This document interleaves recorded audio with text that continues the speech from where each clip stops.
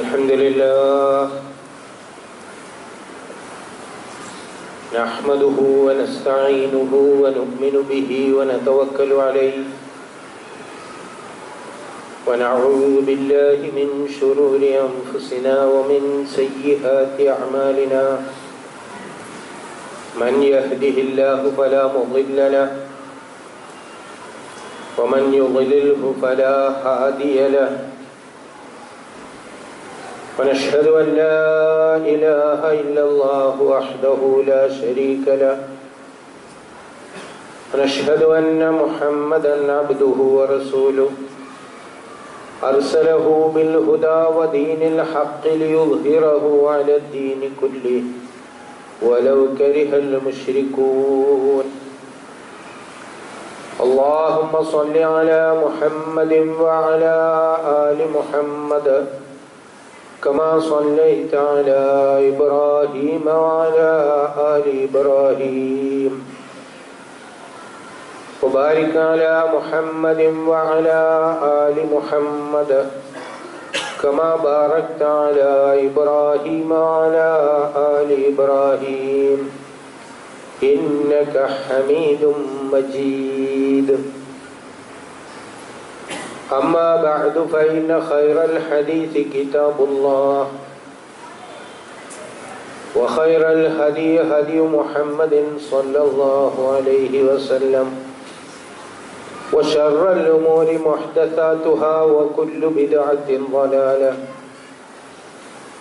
أيها الإخوة المؤمنون أوصيكم ونفسي أولا بتقوى الله قال تعالى في كتابه المجيد أعوذ بالله من الشيطان الرجيم بسم الله الرحمن الرحيم ومن آياته خلق السماوات والأرض وما بث فيهما من دابة وهو على جمعهم إذا يشاء قدير صدق الله العظيم. സഹോദരന്മാരെ സഹോദരി, അല്ലാഹു സുബ്ഹാനഹു വ തആലയെ സൂക്ഷിച്ച് ജീവിക്കുക, മുത്തഖീങ്ങളായി ജീവിക്കുക, അല്ലാഹു നിരോധിച്ച പാപങ്ങളിൽ നിന്ന് വിട്ടുനിന്ന് ജീവിതം പുണ്യപൂർണമാക്കുക. വിഷയത്തിലേക്ക് കടക്കുന്നതിന് മുൻപ് ഒരു ഫിഖ്ഹി മസ്അല, ഒരു കർമ്മശാസ്ത്ര വിഷയം പള്ളിയിലുള്ള എല്ലാ ശ്രോതാക്കളും ഭാവിയിൽ തുടരേണ്ട ഒരു കർമ്മം എന്ന നിലക്കാണ് ഇത് കേൾക്കേണ്ടത്, ഒരു മസ്അലയായിട്ടല്ല. പള്ളിയിൽ കയറി വരുന്ന വ്യക്തിക്ക് സുന്നത്ത് തഹിയ്യത്ത് നമസ്കാരമാകുന്നു. ബാങ്ക് വിളിക്കുമ്പോൾ കയറി വന്നാലും ജുമാ ഖുതുബ ആരംഭിച്ചു കഴിഞ്ഞു വന്നാലും ആദ്യമായി നിങ്ങൾ ചെയ്യേണ്ടത് സുന്നത്ത് എടുക്കാൻ ആഗ്രഹിക്കുന്നവർ തഹിയ്യത്ത് നമസ്കാരമാണ്. തഹിയ്യത്ത് നമസ്കാരത്തിന് വേണ്ടി ബാങ്ക് കഴിയുന്നത് വരെ കാത്തു നിൽക്കുന്നത് ഇസ്ലാമിൽ സുന്നത്തില്ല, രേഖയില്ല. അതുകൊണ്ട് കാത്തു നിൽക്കുന്നവരോട് അടുത്ത് നിൽക്കുന്ന ആള് പറയണം, നീ കാത്തു നിൽക്കണ്ട, നമസ്കരിച്ചോ എന്ന്. ഞാൻ ഇന്ന് ഈ വിഷയം പറയുമ്പോൾ ഉള്ള ആളുകൾക്ക് മാത്രമല്ല ഇത്, അതുകൊണ്ട് ഇവിടെ കേൾക്കുന്ന എല്ലാവരുടെയും ബാധ്യതയാണ്. തഹിയ്യത്ത് നമസ്കരിക്കാതെ ബാങ്ക് കഴിയാൻ കാത്തു നിൽക്കുന്ന ആളുകളോട് നിങ്ങൾക്ക് സുന്നത്ത് ഇപ്പോൾ നമസ്കരിക്കലാണ് എന്ന് പറയും. ഇത് പലതവണ ഇവിടെ ഈ പള്ളിയിൽ പറഞ്ഞതിന് ശേഷവും കുറെ കാത്തു നിൽപ്പുകാർ ബാക്കി നിൽക്കുന്നത് കൊണ്ടാണ് ജുമാ ഖുതുബയുടെ പ്രധാന വിഷയത്തിലേക്ക് പ്രവേശിക്കുന്നതിന് മുൻപ് ഞാനിത് പറയുന്നത്. നബി സല്ലല്ലാഹു അലൈഹി വസല്ലം തിരുമേനി ഖുതുബ നിർവഹിച്ചു കൊണ്ടിരിക്കുമ്പോൾ ഒരു സഹാബി കയറി വന്നു. അയാൾ അങ്ങനെ തന്നെ ഇരുന്നു. അദ്ദേഹത്തോട് എഴുന്നേറ്റ് 2 റക്അത്ത് നമസ്കരിക്കാൻ പറഞ്ഞു. അതാണ് ഈ തഹിയ്യത്ത് നമസ്കാരം. അതുകൊണ്ട് തഹിയ്യത്ത് നമസ്കരിക്കാൻ ഒരാൾക്ക് ഒരു സുന്നത്ത് എടുക്കാൻ ആഗ്രഹമില്ലെങ്കിൽ അത് നമ്മുടെ വിഷയമല്ല. ചെയ്യേണ്ടത് അങ്ങനെയാണ്. പള്ളിയിൽ കയറി വന്നാൽ ആദ്യം 2 റക്അത്ത് നമസ്കരിക്കുക. ജുമാ ഖുതുബ നടക്കുകയാണെങ്കിൽ പോലും അങ്ങനെ ചെയ്യണമെന്നാണ് നബി സല്ലല്ലാഹു അലൈഹി വസല്ലം തിരുമേനി ഇരുന്ന വ്യക്തിയെ എഴുന്നേൽപ്പിച്ചുകൊണ്ട് നീ 2 റക്അത്ത് എഴുന്നേറ്റ് നമസ്കരിക്കുക, കുറച്ച് വേഗം നമസ്കരിച്ചോ എന്ന് പറഞ്ഞു. നാം ഈമാനിനെ കുറിച്ചും ഈമാനിന് ഉപോത്ബലകമായ കാര്യങ്ങൾ നമുക്ക് ചുറ്റും ഉണ്ടാകുമ്പോൾ അത് ഉപയോഗപ്പെടുത്തേണ്ടതിനെ കുറിച്ചും പറഞ്ഞു വരികയായി.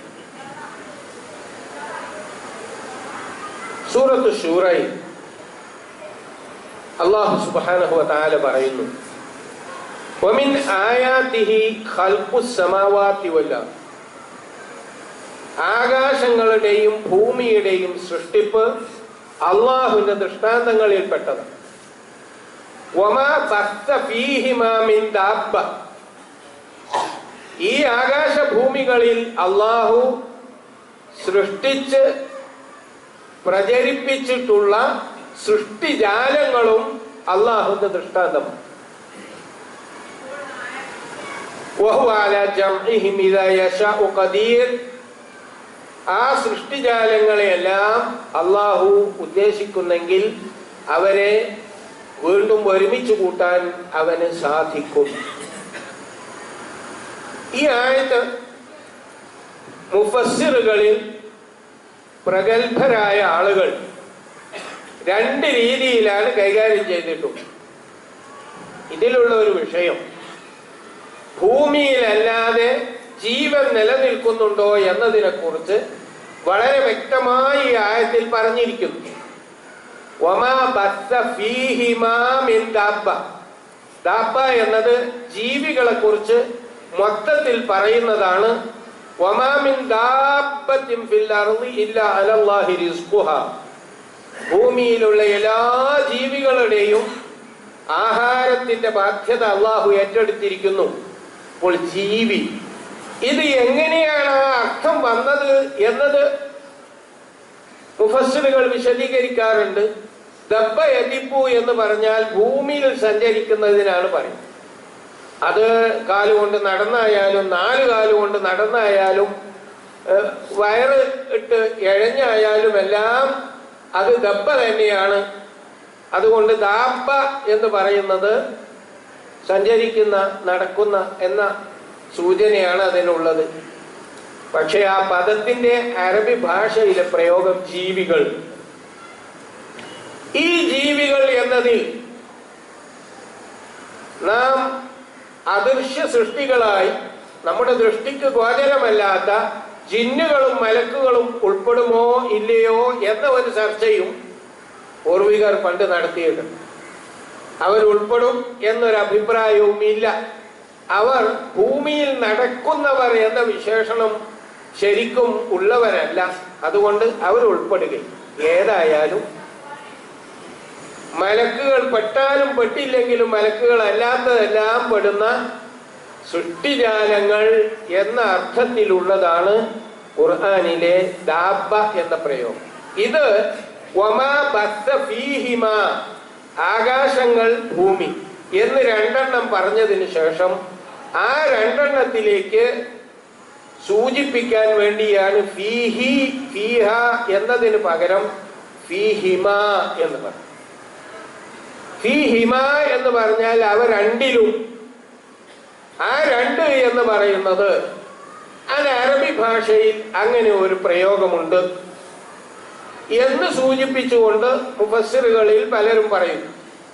പക്ഷെ അറബി ഭാഷയിലുള്ള എല്ലാ പ്രയോഗവും അങ്ങനെ തന്നെ ഖുർആനിൽ വേണമെന്നില്ല. അള്ളാഹുവിന്റെ വചനങ്ങൾക്ക് നേർക്ക് നേരെ എന്താണോ അർത്ഥം, ആ അർത്ഥം ഉണ്ടാകാനുള്ള പ്രതിബന്ധം കാണുകയാണെങ്കിൽ മാത്രമേ ഭാഷയിലെ ഒരു പ്രയോഗമായി അത് വ്യാഖ്യാനിക്കേണ്ടതുള്ളൂ. ഭൂമിയിൽ ജീവികളെ സൃഷ്ടിച്ച അള്ളാഹുവിന് ഭൂമിക്കപ്പുറമുള്ള ഉപരിലോകത്തും ജീവികളെ സൃഷ്ടിക്കുന്നതിന് ഒരു തടസ്സവുമില്ലല്ലോ. അതുകൊണ്ട് ഭൂമിക്കപ്പുറവും സൃഷ്ടിജാലങ്ങളുണ്ട് എന്ന് ഈ ആയത്തിന് അർത്ഥം പറയുന്നതാണ് ഏറ്റവും യുക്തമായ രീതി.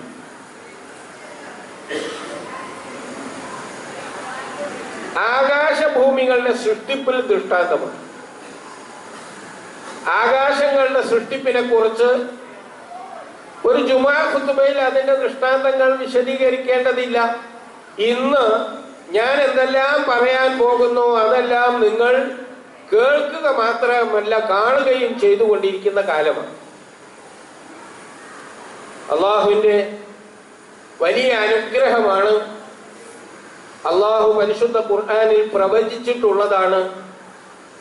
നാം അവർക്ക് ആകാശങ്ങളിലും ചക്രവാളങ്ങളിലും നമ്മുടെ ദൃഷ്ടാന്തങ്ങൾ അവർക്ക് കാണിച്ചു കൊടുത്തുകൊണ്ടേയിരിക്കും. അത് അന്ന് ഉള്ളതിനെ കുറിച്ചല്ല പറയുന്നത്, ഭാവിയിൽ കാണിക്കും എന്നതിനു വേണ്ടി പ്രത്യേകം പ്രയോഗിക്കുന്ന ഒരു പദമാണ് ഖുർആനിലുള്ളത്. സനുരീഹിം. സ എന്ന് ചേർത്താൽ പിന്നീട് എന്നാണ്. ഭാവിയിൽ സനുരീഹിം ആയാത്തിന, ഭാവിയിൽ നാം നമ്മുടെ ദൃഷ്ടാന്തങ്ങൾ അവർക്ക് കാണിച്ചു കൊടുക്കും. ഫിൽ ആഫാഖ്, ചക്രവാളങ്ങളിൽ. ഉഫുഖ് എന്നത് ഭൂമിയുടെ അപ്പുറത്തേക്ക് നോക്കിയാൽ നിങ്ങൾ എന്താണോ കാണുന്നത് അതാണ്. ഈ ആഫാഖിൽ, ചക്രവാളങ്ങളിൽ അഥവാ ആകാശ ലോകങ്ങളിൽ നാം നമ്മുടെ ദൃഷ്ടാന്തങ്ങൾ അവർക്ക് കാണിച്ചു കൊടുക്കും ഭാവിയിൽ. വഫീ അൻഫുസിഹിം, അവരുടെ ശരീരങ്ങളിലും നാം ദൃഷ്ടാന്തങ്ങൾ കാണിച്ചു കൊടുക്കും. ഹത്താ യതബയ്യന ലഹും അന്നഹുൽ ഹഖ്. അല്ലാഹു ഒരു യാഥാർത്ഥ്യമാണ്, ഈ വിശുദ്ധ ഖുർആൻ ഒരു യാഥാർത്ഥ്യമാണ് എന്നെല്ലാം അവർക്ക് ബോധ്യപ്പെടുവോളുമുള്ള ദൃഷ്ടാന്തങ്ങൾ നാം കാണിച്ചു കൊടുക്കും. ഈ ദൃഷ്ടാന്തങ്ങളാണ്, അതിൽ നമുക്ക് ഏറ്റവും അടുത്ത് നിൽക്കുന്നതാണ് സൗരയൂഥം. ആ സൗരയൂഥത്തിൽ ഭൂമിയുമായി അതിന്റെ 1/4 വലുപ്പമുള്ള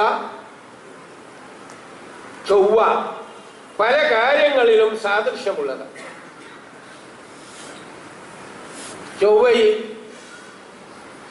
ഒരു കാലത്ത് ജീവൻ ഭൂമിയിലുള്ളതുപോലെ വളർന്ന് ത്രസിച്ച് അതിനുശേഷം അവിടെ ജീവൻ പൂർണ്ണമായും ഇല്ലാതായതാണ് എന്നാണ് ഒരു വിഭാഗം ശാസ്ത്രജ്ഞന്മാരുടെ അഭിപ്രായം. ഇതിനവർ ജീവികൾ നശിച്ചു പോയാൽ അവയുടെ ഫോസിലുകൾ അവശിഷ്ടങ്ങളിൽ കാണും. അത്തരം ഫോസിലുകൾ ചൊവ്വയിൽ നിന്ന് നാസയുടെ ചിത്രങ്ങളിൽ വന്നിട്ടുണ്ട് എന്നതാണ് ഒരു വ്യക്തമായ തെളിവായി അവർക്ക് പറയാനുള്ളത്. ശാസ്ത്രജ്ഞന്മാർ പറയുന്നതൊക്കെ അങ്ങനെ തന്നെ നമ്മൾ വിശ്വസിക്കേണ്ട കാര്യമൊന്നുമില്ല.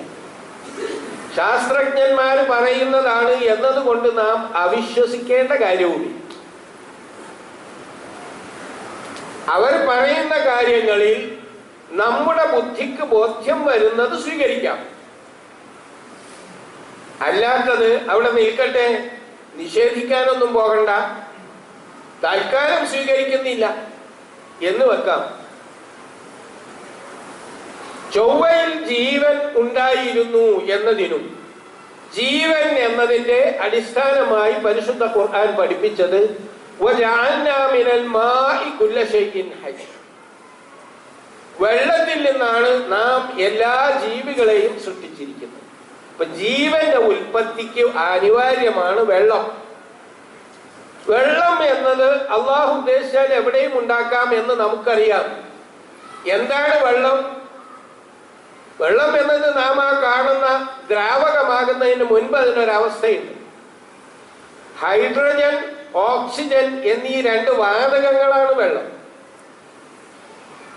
അത് ഹൈഡ്രജന്റെ 2 അണുവും ഓക്സിജന്റെ 1 അണുവും ഒരു പ്രത്യേക ഘടനയിൽ ഒരു പ്രത്യേക രൂപത്തിൽ അള്ളാഹു ചേർത്തിരിക്കുകയാണ്. അങ്ങനെയാണ് ആ 2 വാതകങ്ങൾ ഒരു ദ്രാവകമായി മാറുന്നത്. അത് നമ്മുടെ ജീവൻ അനിവാര്യമായ ദ്രാവകമായി മാറുന്നു. ഈ വെള്ളത്തിൽ നിന്നാണ് എല്ലാ സൃഷ്ടിജാലങ്ങളും ഉണ്ടാകുന്നത്. ജീവനുള്ളതെല്ലാം വെള്ളത്തിൽ നിന്നാണ് ഉണ്ടായത് എന്ന് അല്ലാഹു സുബ്ഹാനഹു വ തആല പരിശുദ്ധ ഖുർആനിൽ നമ്മെ പഠിപ്പിക്കുന്നു. അപ്പോൾ ജീവൻ ഉണ്ടാവണമെങ്കിൽ വെള്ളം വേണം. അപ്പോൾ ചൊവ്വയിൽ വെള്ളം ഉണ്ടായിരുന്നു എന്നതിൻ്റെ ഒരുപാട് തെളിവുകളും ഇതേ ശാസ്ത്രജ്ഞന്മാർ തന്നെ പറയും. ഇവിടെ ചൊവ്വയിൽ ജീവനും ജീവിതവും ഉണ്ടായിരുന്നു എന്നും പിന്നീട് അത് പൂർണ്ണമായും ഇല്ലാതായി എന്നുമുള്ളതാണ് നമ്മുടെ വിഷയം. ഇപ്പോൾ അവിടെ ജീവിക്കുന്ന ആരും നടക്കുന്നില്ല. അത് നമ്മളുടെ യാനം അവിടെ എത്തിയാലും അതിന് മുൻപ് നാസയുടെ യാനം പോയി ഫോട്ടോ എടുത്താലും ഒന്നും ഇപ്പോൾ ജീവൻ നിലനിൽക്കുന്നതിന്റെ ഒരു തെളിവുമില്ല. ഉണ്ടായിരുന്നു എന്നാണ്. അതാണ് ഞാൻ പറഞ്ഞത്. വിദഗ്ധരായ ഒരു വിഭാഗം ശാസ്ത്രജ്ഞന്മാർ ചൊവ്വയിൽ ഭൂമിയെ പോലെ ജീവൻ ഉണ്ടായിരുന്നു എന്നും പിന്നീട് അത് പൂർണ്ണമായും ഇല്ലാതായതാണെന്നും പറയും. കൂട്ടത്തിൽ അവർ പറയുന്നു, ഓരോ ഗോളത്തിൽ നിന്ന് മറ്റൊരു ഗോളത്തിലേക്ക് കൊള്ളിമീനുകൾ പോകുന്നതിനെ കുറിച്ച് നിങ്ങൾ കേട്ടിട്ടുണ്ട്. അങ്ങനെയുള്ള ഒരു വലിയ കൊള്ളിമീൻ ചൊവ്വയിൽ നിന്ന് ഭൂമിയിലേക്ക് വരികയും അങ്ങനെയാണ് ഇവിടെ ജീവിതം ആരംഭിക്കുകയും ചെയ്തത്. അതായത് ആകാശ ലോകത്ത് നിന്ന് ഒരു സാധനം ഭൂമിയിൽ വന്ന് ഭൂമിയിൽ ജീവൻ ആരംഭിച്ചു എന്നാണ് പറയുന്നതിന്റെ രത്നച്ചുരുക്കം. അതിന്റെ വിശദീകരണത്തിലേക്കൊന്നും ഞാനിപ്പോൾ പോകുന്നില്ല. ഞാൻ പറയുന്നത് ചൊവ്വയിൽ ജീവൻ ഉണ്ടായിരുന്നു. നശിച്ചുപോയ തലമുറകളുടെ ഫോസിലുകൾ അവിടെയുണ്ട്. ഇപ്പോൾ ഭൂമിയിൽ ജീവനുണ്ട്. ഈ ജീവൻ പൂർണ്ണമായും നശിക്കുമെന്ന് പരിശുദ്ധ ഖുർആൻ നമ്മോട് പറയുന്നു. ആ പറഞ്ഞതിന് ഒരു ദൃക്സാക്ഷിയായി നമ്മുടെ മുൻപിലുള്ള ചൊവ്വയിലേക്കാണ് നാം യാനം വിട്ടത്. ഇദാ സുൽസിലത്തിൽ അർളു സിൽസാലഹാ വഅഖ്റജത്തിൽ അർളു അത്ഖാലഹാ. വീണ്ടും ഇതെല്ലാം നശിച്ചു പോയതിനു ശേഷം വനുഫിഖ ഫിസ്സൂർ ഫസഅഖ മൻ ഫിസ്സമാവാതി വമൻ ഫിൽ അർദ് ഇല്ലാ മൻ ശാ അല്ലാഹ്. ആകാശ ഭൂമിയിലുള്ളതെല്ലാം നശിച്ചു പോകും. അല്ലാഹുവിന്റെ ഉത്തരവ് കാഹളത്തിൽ മുഴങ്ങുമ്പോൾ. ഈ പറഞ്ഞത് മറ്റൊരാൾ അത് അനുഭവിച്ചത് കാണുകയാണ് ഞാനും നിങ്ങളും ഇന്ന്. ഇനിയും കൂടുതൽ വ്യക്തമായ പടങ്ങൾ വരാനിരിക്കുന്നേ ഉള്ളൂ. 7300 കിലോമീറ്ററിൽ നിന്ന് എടുത്ത പടമാണ് ഇപ്പോൾ നമ്മുടെ കയ്യിലുള്ളതെങ്കിൽ അതിനി 400 ചില്ലാനം കിലോമീറ്റർ അടുത്തെത്തുമ്പോൾ പിടിച്ച് നമുക്ക് തരും. അങ്ങനെ ഒരു പടം കിട്ടുമ്പോൾ അവിടെ നാം കാണുന്നതും മനസ്സിലാക്കുന്നതും നമ്മൾക്ക് അള്ളാഹുവിന്റെ ദൃഷ്ടാന്തങ്ങളായി മാറണം. ആ ദൃഷ്ടാന്തം ഞാൻ ജീവിക്കുന്ന ഈ ഭൂമിയും ഇവിടെ ഇങ്ങനെ ജീവൻ ഉണ്ടാക്കിയ അള്ളാഹു ഈ ഭൂമിയിലുള്ള ജീവനും അവസാനിപ്പിക്കും. അതാണ് സൂറത്ത് ശൂറയിൽ പറയുന്നത്, വഹുവ അലാ ജംഇഹിം ഇദാ യശാഉ ഖദീർ.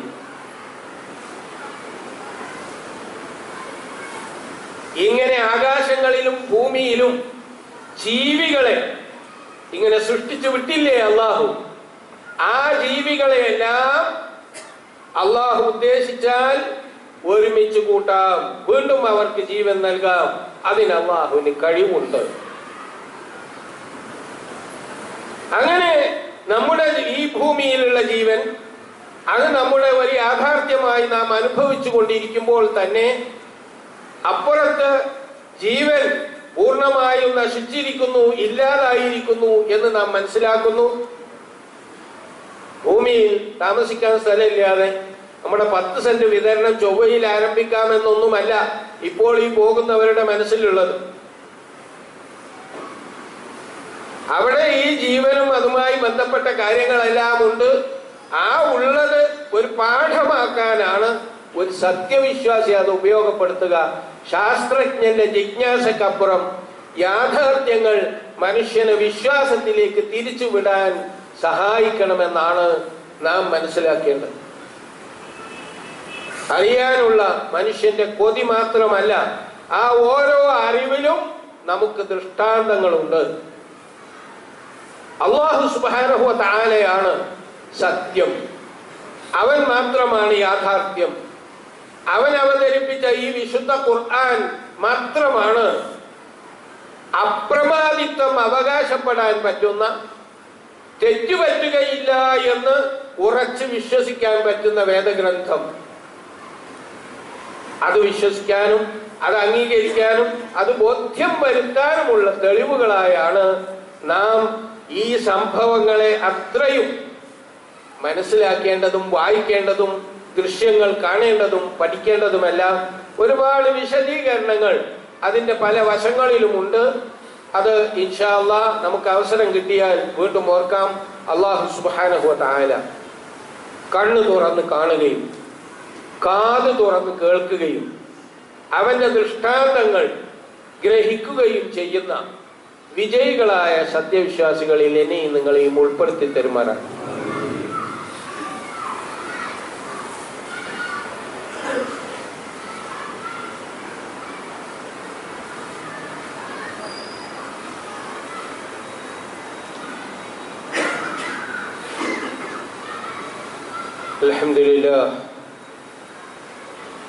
الحمد لله الذي هدانا لهذا وما كنا لنهتدي لولا أن هدانا الله.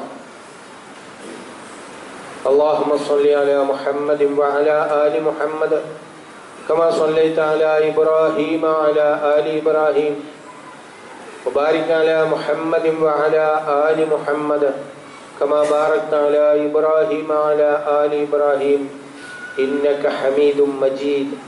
يا أيها الذين آمنوا اتقوا الله حق تقاته ولا تموتن إلا وأنتم مسلمون واعتصموا بحبل الله جميعا ولا تفرقوا. സഹോദരന്മാരെ, സഹോദരികളെ, അല്ലാഹു സുബ്ഹാനഹു വ തആലയെ സൂക്ഷിച്ച് മുത്തഖീങ്ങളായി ജീവിക്കുക. ഏറ്റവും പുണ്യം നിറഞ്ഞ ദിവസങ്ങളിലാണ് നാം ഇപ്പോൾ. ദുൽഹജ്ജ് മാസത്തിന്റെ ആദ്യത്തെ 10 ദിവസങ്ങൾ അല്ലാഹു പരിശുദ്ധ ഖുർആനിൽ ആണയിട്ട് പറഞ്ഞ 10 ദിവസം. നബി സല്ലല്ലാഹു അലൈഹി വസല്ലം തിരുമേനി പ്രത്യേകമായി പുണ്യം നേടാൻ ആവശ്യപ്പെട്ടിട്ടുള്ള 10 ദിവസം അതാണ് കഴിഞ്ഞുകൊണ്ടിരിക്കുന്നത്. പശ്ചാത്താപം, അല്ലാഹുവുമായുള്ള ബന്ധം ദൃഢമാക്കാനുള്ള കൊണ്ടുപിടിച്ച ശ്രമം, ഓരോ ദിവസവും എന്തൊക്കെയാണ് നമുക്ക് നന്മയായി കൊണ്ടുവരുന്നത് എന്ന് മനസ്സിലാക്കാനുള്ള താല്പര്യം, ഇതെല്ലാം ആവശ്യമുള്ള ദിവസങ്ങൾ. മുസ്ലിം ലോകം ഹജ്ജ് നിർവഹിക്കുന്നു. ഞാൻ പലതവണ ഓർമ്മിപ്പിച്ച ഒരു കാര്യം, ഹജ്ജ് എന്നത് നിർവഹിക്കുന്ന കുറച്ച് വ്യക്തികളിൽ ഒതുങ്ങി നിൽക്കുന്ന ഒരു ഇബാദത്തല്ല. അത് ഒരു ഉമ്മത്തിന്റെ ഒന്നിച്ചുള്ള ഒരു ഇബാദത്താണ്. ഉമ്മത്തിനെ പ്രതിനിധീകരിച്ചുകൊണ്ടാണ് ആളുകൾ അങ്ങോട്ട് പോകുന്നത്. അതുകൊണ്ട് പോകുന്നവരിൽ പലരും നിങ്ങളോട് ഞാൻ ഹജ്ജിന് പോവുകയാണ് എന്ന് പറഞ്ഞ് പ്രാർത്ഥിക്കാൻ ഏൽപ്പിച്ചിട്ടുണ്ട്. അവരോട് നിങ്ങൾ അങ്ങോട്ട് പ്രാർത്ഥിക്കാൻ ഏൽപ്പിച്ചിട്ടുണ്ട്. അങ്ങനെയുള്ള ഉമ്മത്തിന്റെ ഒരു ഇബാദത്ത്, ഉമ്മത്തിൽ അത് നിർബന്ധമുള്ള ആളുകളെ ചെയ്യേണ്ടതുള്ളൂ. അങ്ങനെ ഉമ്മത്ത് ഒന്നിച്ച് നിർവഹിച്ചു കൊണ്ടിരിക്കുന്ന ഇബാദത്ത് പണ്ട് കാലത്ത് മനസ്സിൽ കാണാനേ നമ്മുടെ പൂർവികർക്ക് കഴിഞ്ഞിരുന്നുള്ളൂ എങ്കിൽ ഇന്ന് അള്ളാഹുവിന്റെ മഹത്തായ അനുഗ്രഹം, അതും അള്ളാഹുവിന്റെ സനുരീഹിം ആയാത്തിന എന്ന് പറഞ്ഞതിൽപ്പെട്ടതാണ്. നാം ഹജ്ജ് ചെയ്യുമ്പോൾ ഓരോ കർമ്മവും ചെയ്യുന്നത് ഇന്ന് ലോകം മുഴുവൻ കാണുകയാണ്. മുസ്ലിമിനും അമുസ്ലിമിനും കാണാം. അവിടെ കാണാനും പോകാനും ആഗ്രഹമുള്ളവനും അതെന്താണെന്ന് അറിയാത്തവനും കാണാം. അങ്ങനെ എല്ലാവർക്കും കാണാനുള്ള സൗകര്യം അള്ളാഹു ഉണ്ടാക്കി തന്നിരിക്കും. അള്ളാഹുന്റെ ദൃഷ്ടാന്തമാണിത്. ഒരു കാലത്ത് മനുഷ്യർക്കില്ലാത്ത ഒരുപാട് അനുഗ്രഹങ്ങൾ ഇന്ന് നാം അനുഭവിക്കുന്നതിൽ പ്രധാനപ്പെട്ട ഒന്നാണ് ഹജ്ജ്. നാം കണ്ടുകൊണ്ടിരിക്കും. ഹജ്ജിനോടുള്ള ഐക്യദാർഢ്യമാണ് ഈ 10 ദിവസത്തിലുള്ള ഇബാദത്തുകളിൽ നാം ശ്രദ്ധിക്കുക എന്ന്. അതിലോരോ ദിവസത്തിനുമുള്ള പ്രത്യേകതകൾ. അതിലേറ്റവും പ്രധാനപ്പെട്ട ദിവസമാണ് ഹജ്ജ് ഒരാൾക്ക് ലഭിക്കണമെങ്കിൽ അനിവാര്യമായും അയാൾ അറഫ മൈതാനിയിൽ ഉണ്ടാകേണ്ട അറഫ ദിവസം, യൗമു അറഫ, അറഫ ദിവസം എന്നാണ് ആ ദിവസത്തിന്റെ പ്രത്യേകത. അത് നബി സല്ലല്ലാഹു അലൈഹി വസല്ലം തിരുമേനി അതിന് ഒരു തീയതി നിശ്ചയിച്ചിട്ടുണ്ട്. അതിന്റെ അടിസ്ഥാനത്തിൽ ദുൽഹജ്ജ് മാസം 9-ാം തീയതിയാണ് അറഫ. അത് മക്കയിലെ 9-ാം തീയതിയാണ്. മക്കയിൽ 9-ാം തീയതി ആകുമ്പോൾ കേരളത്തിൽ എങ്ങനെയാണ് 8-ാം തീയതി ആവുക എന്നത് നിങ്ങൾക്ക് ആർക്കും മനസ്സിലാകുന്നില്ല, എനിക്ക് മനസ്സിലായിട്ടില്ല. ഇന്ന് അള്ളാഹുവിന്റെ ഭൂമിയിൽ എല്ലായിടത്തും 27-ാം തീയതിയാണ്. പിന്നെ ഈ അറബിയിലാകുമ്പോഴേക്ക് എങ്ങനെയാണ് കുറേ തീയതികൾ ഉണ്ടാവുക? അത് മനസ്സിലാവില്ല. പക്ഷേ ഒരു ഉമ്മത്തിന് ഒന്നായിട്ട് പല ജാതി പ്രശ്നങ്ങളും ഉണ്ടായാൽ അതൊന്നും ഒരു ഖുതുബ കൊണ്ടോ അല്ലെങ്കിൽ ഒരു ലേഖനം കൊണ്ടോ പരിഹരിക്കാൻ പറ്റുന്ന വിഷയമല്ല. അതുകൊണ്ട് നമുക്കത് വിടാം. അറഫ ദിവസം എന്ന് പറഞ്ഞാൽ ഹാജിമാർ, ഇവിടുന്നൊക്കെ പോയ ആളുകൾ അവിടെ ഒരുമിച്ച് കൂടുന്ന ദിവസത്തിന്റെ പേര് അറഫ മൈതാനി. അന്ന് നോമ്പ് അനുഷ്ഠിക്കുന്നത് സൗമു യൗമി അറഫ യുകഫിറു സനതൽ മാളിയ വൽ ബാഖിയ എന്ന് നബി സല്ലല്ലാഹു അലൈഹി വസല്ലം തിരുമേനി പറഞ്ഞു. ഒരൊറ്റ ദിവസത്തെ നോമ്പ്. ഹാജിമാർ നോമ്പ് അനുഷ്ഠിക്കാതിരിക്കുകയും ഹാജിമാരോട് ഐക്യദാർഢ്യം പ്രഖ്യാപിക്കുന്ന ഉമ്മത്ത് നോമ്പ് അനുഷ്ഠിക്കുകയും ചെയ്യുക. ആ ചിത്രം നിങ്ങൾ അതിന്റെ മുഴുവൻ വിശദീകരണത്തോടു കൂടി നിങ്ങളുടെ മനസ്സിൽ വെച്ച് നോക്കും. അങ്ങോട്ട് പോകാത്തവർ അവരുടെ കൂടെയുണ്ട്. അവിടെ പോയവർക്ക് പ്രത്യേകം ഇബാദത്ത് ചെയ്യാനുള്ള സൗകര്യമുണ്ട്, അത് അവർ നിർവഹിക്കും. അവർ യാത്രയിലാണ്, ഒരു വലിയ യാത്രയിൽ.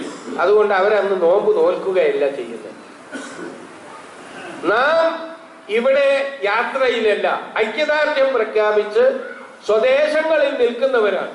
അതുകൊണ്ട് നാം നമ്മുടെ ഐക്യദാർഢ്യം ആത്മീയതയിൽ അള്ളാഹുവുമായി ഏറ്റവും അടുക്കാൻ പറ്റുന്ന ആ സൗമുലി നോമ്പ് എനിക്കുള്ളതാണ്, ഞാനാണ് അതിന് പ്രതിഫലം നൽകുന്നത് എന്ന് പറഞ്ഞ ഇബാദത്ത്. ആ ഇബാദത്തിലൂടെയാണ് നാം ഐക്യദാർഢ്യം പ്രഖ്യാപിക്കുന്നത്.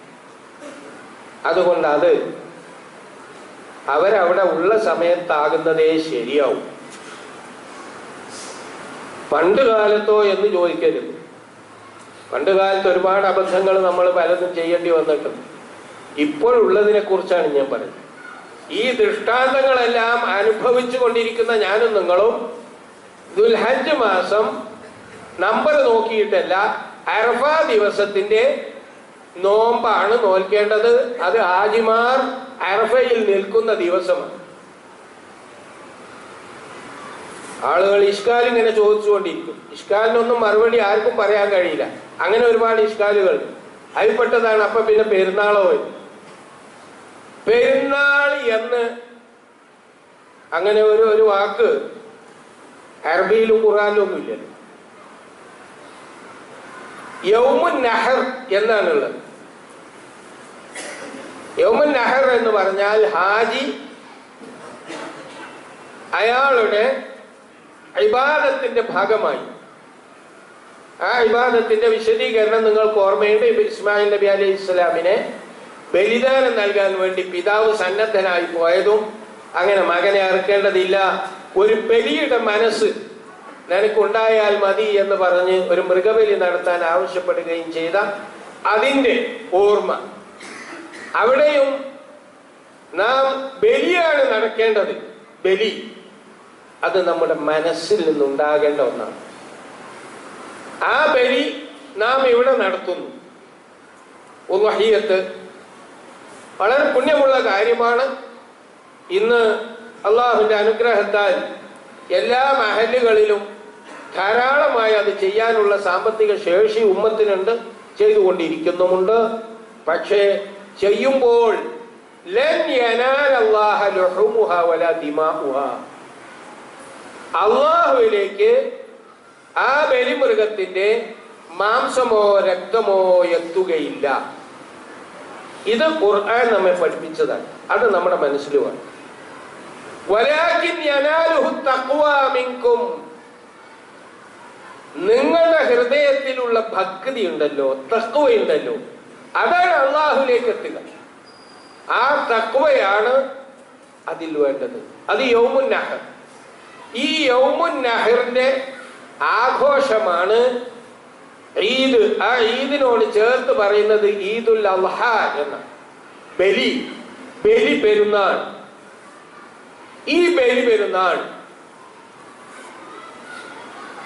യഥാർത്ഥത്തിൽ അറഫയുടെ തൊട്ട് പിറകെയുള്ള ദിവസമാണ് നടത്തേണ്ടത്. പക്ഷെ ഒരു പ്രദേശത്ത് മുസ്ലിം ലോകം ഇങ്ങനെ പല പ്രദേശങ്ങളായി മാറിയപ്പോൾ ഒരു പ്രദേശത്ത് അവിടെയുള്ള ആളുകളെല്ലാം ഞങ്ങൾ ഇന്നല്ല നാളെയാണ് അത് ആഘോഷിക്കുന്നതെന്ന് തീരുമാനിച്ചാൽ ഒരാൾ എഴുന്നേറ്റ് അല്ല ഞാൻ ഇന്ന് തന്നെയാണ് എന്ന് പറയുന്നതിന് അർത്ഥമില്ല. അറഫ എന്താണ്? അറഫയിലുള്ള നൃത്തം എന്താണ്? അറഫയിൽ നിന്ന് നമുക്ക് ലഭിക്കുന്ന സന്ദേശം. ആ സന്ദേശമാണ് നാം നോമ്പ് നോൽക്കുമ്പോൾ നമ്മുടെ മനസ്സിൽ കയറിക്കൂടേണ്ടത്. നോമ്പ് നോറ്റവൻ അറഫ നൽകുന്ന സന്ദേശം ലോകത്തിന് കൊടുക്കാൻ വേണ്ടിയാണ് ഐക്യദാർഢ്യം പ്രഖ്യാപിക്കുന്നത്.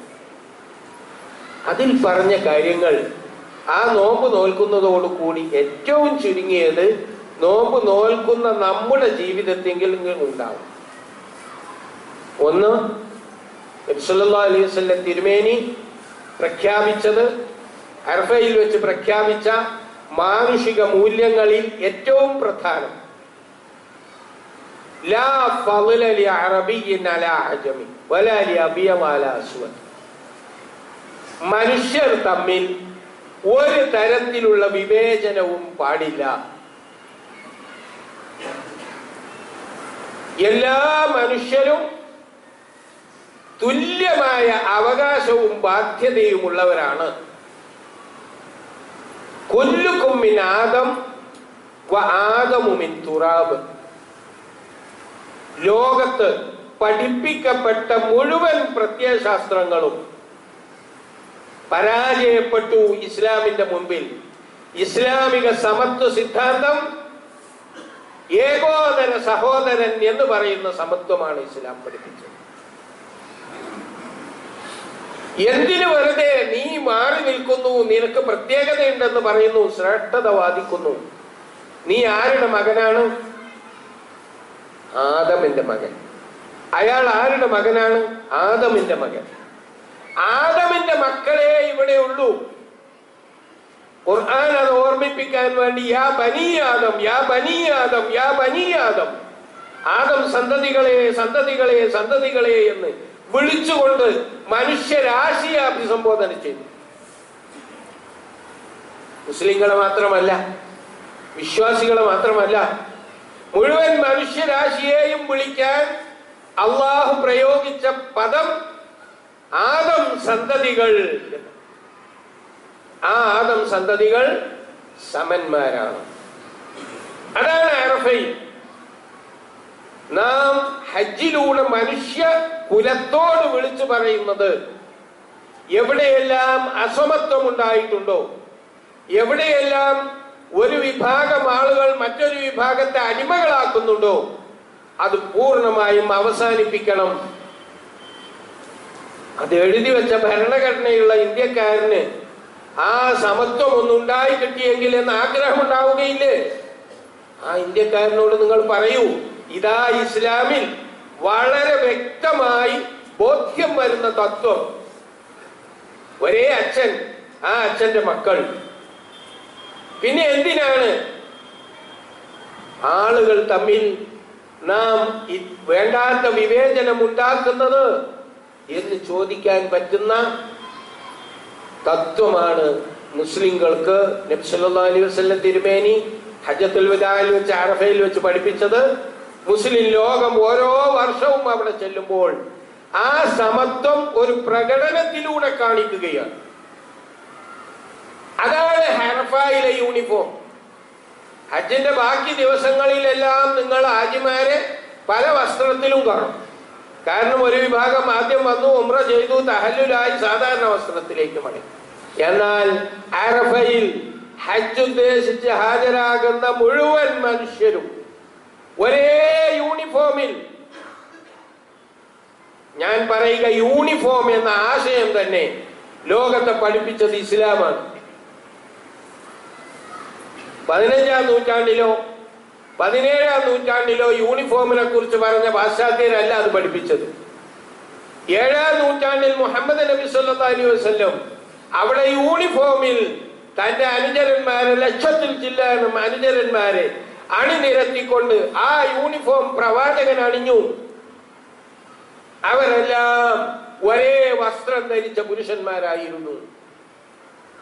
ആ യൂണിഫോം, അതിന്റെ അർത്ഥം വലിയ വിലപിടിപ്പുള്ള വസ്ത്രം ധരിച്ചിരുന്ന രാജാവും ആ രാജാവിന് ഭൃത്യവേല ചെയ്തിരുന്ന അയാളുടെ ഭൃത്യനും രണ്ടുപേരും അവിടെ വന്നപ്പോൾ നാം തമ്മിൽ ഒരു വ്യത്യാസവുമില്ല, എനിക്കുള്ളത് ഒരു ധോത്തിയും ഒരു മേൽമുണ്ടും മാത്രമാണ്, നിനക്കുള്ളതും അത് തന്നെ എന്ന് രാജാവ് ഭൃത്യൻ രാജാവിനോട് പറയുന്ന ഏറ്റവും അർത്ഥവത്തായ പ്രകടനമാണ് ഹജ്ജിലെ യൂണിഫോം.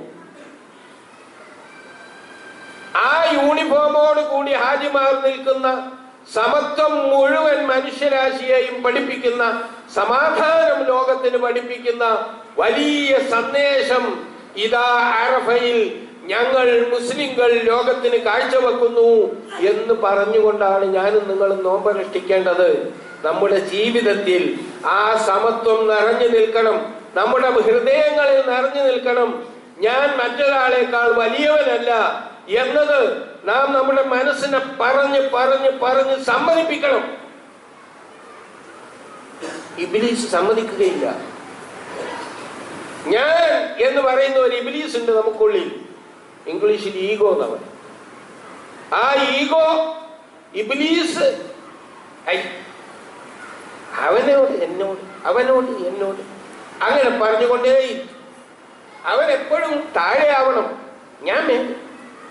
അതങ്ങോട്ട് മാറ്റിയിട്ട് അല്ല, ഞാൻ വലിയവനല്ല, ഇതെന്റെ സഹോദരനാണ്.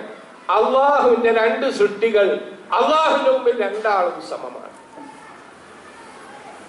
അതിനാൽ എനിക്കൊരു പ്രത്യേകതയുമില്ല എന്ന് നാം നമ്മുടെ മനസ്സിനെ ശരിക്കും ബോധ്യപ്പെടുത്തിക്കൊണ്ട് ഇസ്ലാമിക സാഹോദര്യം മനസ്സുകളിൽ നിറക്കാനുള്ള നോമ്പാണ് അറഫ നോമ്പ്.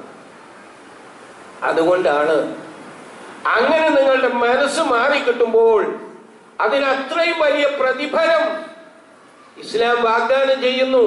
യുകഫിറു സനത്തൽ മാളിയ വസനത്തൽ ബാക്കിയ. കഴിഞ്ഞ വർഷത്തിൽ ചെയ്തു പോയ പാപങ്ങൾക്കെല്ലാം പ്രായശ്ചിത്തമാണ് ആ ഒരു നോമ്പ്. വരാനിരിക്കുന്ന വർഷത്തിൽ നിങ്ങൾ ചെയ്യാൻ പോകുന്ന പാപങ്ങൾക്കെല്ലാം പ്രായശ്ചിത്തമാണ് ആ ഒരേ ഒരു നോമ്പ്. അതാവണമെങ്കിൽ നമ്മുടെ ഹൃദയങ്ങളിൽ അറഫയുടെ സന്ദേശം നിറഞ്ഞു നിൽക്കണം. അല്ലാഹു സുബ്ഹാനഹു വ തആല അനുഗ്രഹിക്കുമാറാണ്. اللهم اغفر للمؤمنين والمؤمنات والمسلمين والمسلمات الأحياء منهم والأموات إنك مجيب الدعوات وقاضي الحاجات. اللهم أجرنا من النار، اللهم أجرنا من النار، اللهم أجرنا من النار وأدخلنا الجنة مع الأبرار. ربنا اغفر لنا ولإخواننا الذين سبقونا بالإيمان ولا تجعل في قلوبنا غلا للذين آمنوا ربنا إنك رؤوف رحيم. ربنا هب لنا من أزواجنا وذرياتنا قرة أعين واجعلنا للمتقين إماما. ربنا تقبل منا إنك أنت السميع العليم وتب علينا إنك أنت التواب الرحيم واغفر لنا يا غافر المذنبين برحمتك يا أرحم الراحمين.